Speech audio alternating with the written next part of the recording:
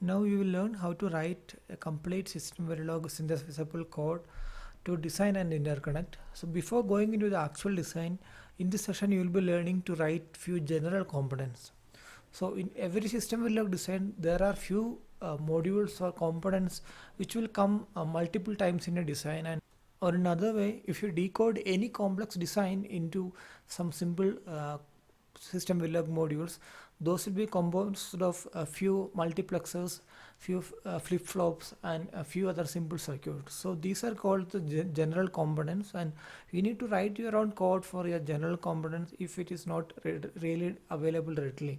So if you are working in a company, this will be available in the company, or uh, the uh, the tool companies will provide these library components. Otherwise, you need to write these components from scratch. So here you will learn how to write those components. So we'll be learning how to write a asynchronous resettable flop and asynchronous resettable flop with an enable signal. Then how to write a multiplexer and demultiplexer. Also, finally, you'll be learning how to write a FIFO. So these are the basic building blocks of almost every Systemverilog circuits, digital circuits. So the first one is a D flip-flop with asynchronous reset. So a simple flop with an asynchronous reset. So this is the code. Module D flop async reset, which is parameterized with the type of logic 7 down to 0. And your inputs are the clock, reset, and the D in. The output is D out. And the input and output are of type which is passed as a parameter. Its default value is logic 7 down to 0. Now the functionality of a flop is very simple. Since the flop is of asynchronous reset, whenever there is a reset asserted, we need to reset the output value to 0. And whenever there is a clock available, you need to store the D in and store it and flop it out to the D out in the next clock. So this is a code in Systemverilog for that.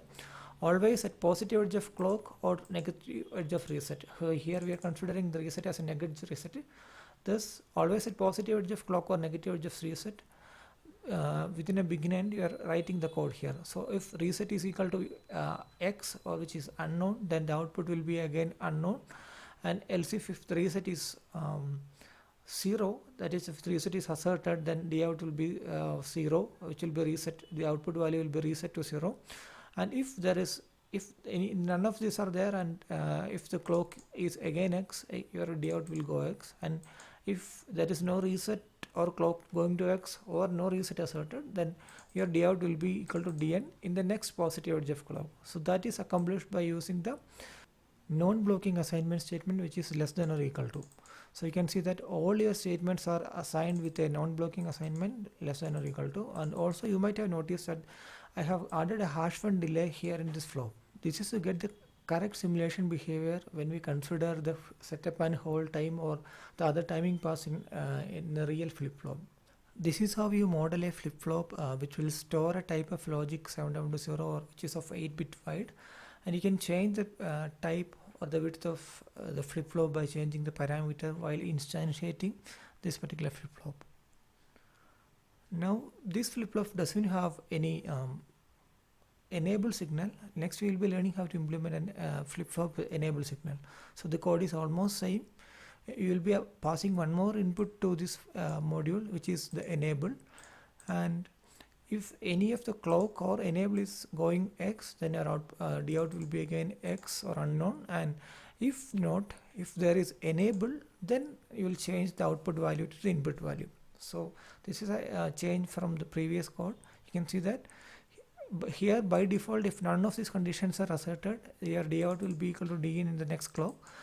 But here, if none of these conditions are there and if enable signal is asserted, then D out will be assigned to D in the next clock. So this is how we implement a flip-flop with enable signal. Now you should use a flop with enable signal whenever it is possible.